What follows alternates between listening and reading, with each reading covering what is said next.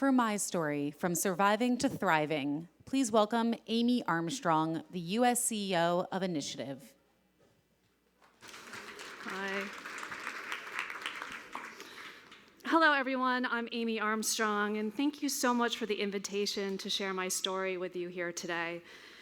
You know, some people, when they hear my story, my cancer journey story, they think, wow, she's really lucky to have dodged all these obstacles that have been thrown her way in near close calls. And then you have other people that think I've been very unlucky with the amount of things I've been confronted with. But I am here today, and I'm very grateful. And I'm here to tell you that luck had nothing to do with me battling this disease.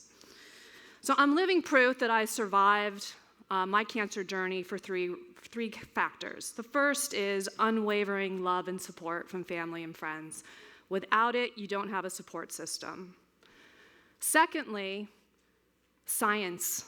I had science help me navigate through some big decisions, and that created unexpected partnerships with medical practitioners, doctors, experts, like many of you in the room today.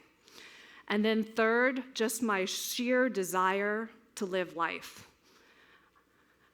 And so what happened at age 35, I didn't just get cancer, I was told I had a very rare gene called CDH1, otherwise known as hereditary diffuse gastric cancer.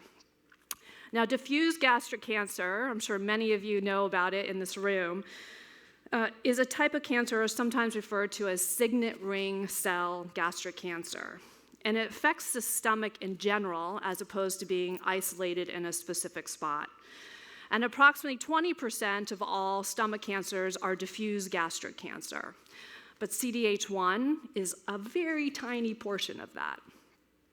The average age someone will have stomach cancer if you have hereditary diffuse gastric cancer is 38, but it could happen before, it could happen after. And if you're part of this exclusive club, you have a 70% chance of having stomach cancer, and if you're lucky enough to be a female, which I am, it jumps up to 83%. And on top of that, as a female, it's also highly probable you'll have lobular breast cancer. So I got hit with all this news at 35, and at the time I was very healthy, living in California, doing everything right, eating right, exercising. I thought, no way did I have this gene. And when I partnered with Sloan Kettering through their genetic testing unit, I found out that I did. So if you're like me and you have this gene, currently there's no early detection to rely on. And so furthermore, it's unknown what triggers the gene. So no age puts you out of the no-risk safety zone. And some of you may think, just go get endoscopies every 3 months, every 6 months, a year. But the crazy thing is, because you can't find it in an isolated space, you're taking a risk that actually that endoscopy is actually going to capture something. It's like looking for a needle in a haystack. So you're really left with two options. Hope that you're part of that 17%, not the 83%. Or you can have a prophylactic gastrectomy, a full stomach removal. I don't believe in hope as a strategy. I believe in hope, but not as a strategy when it comes to your health. And I opted for option 2, which quite frankly, some people were like, you're crazy to do that. You don't even have this yet. But when you see family members have really painful, grueling deaths from stomach cancer, and didn't have the knowledge that they had a gene, didn't have the opportunity to make a choice to go a different route, it was an easy one for me to make. So I had my stomach surgery at St. John's Hospital in Santa Monica on April 7th, 2009, under the great care of Dr. Anton Bilchek. And the surgery was deemed a fabulous success. Yes, I was his first patient that he ever had CDH1. I think I'm still his patient that only had CDH1. And in fact, I was home recovering just after 5 days of my surgery. But back to my intro where I had lots of different obstacles come my way. As I'm recovering in my nice home in Santa Monica, something starts to feel terribly wrong. And I end up getting rushed to the ER, and they find a massive abscess, resulting in me enduring an 8-hour surgery to flush everything out and to essentially redo my entire new connection of how I will digest food. Needless to say, to have surgeries and that intensity in that short span of time, I felt crushed both emotionally and physically. And while Dr. Bilczek continued to care for me, I now had 2 additional doctors monitoring me, an infectious disease doctor and a pain management doctor. My recovery was more than a year.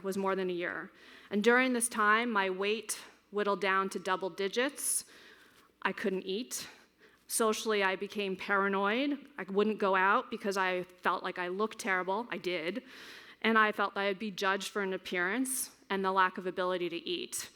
And, living in LA, these cities are pretty hard on how you look.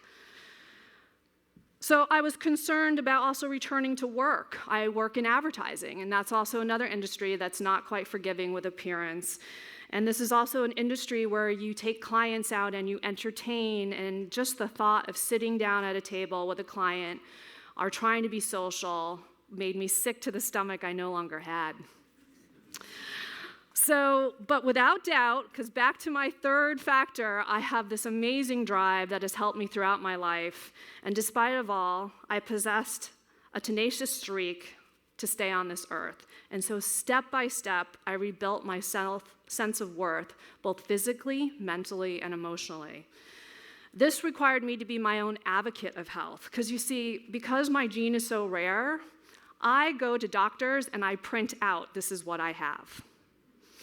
And there's been many doctors that have said, thank you, I'm going to refer you to someone else, because they don't know how to monitor my health.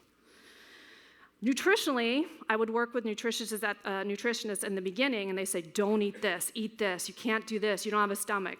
They were all wrong.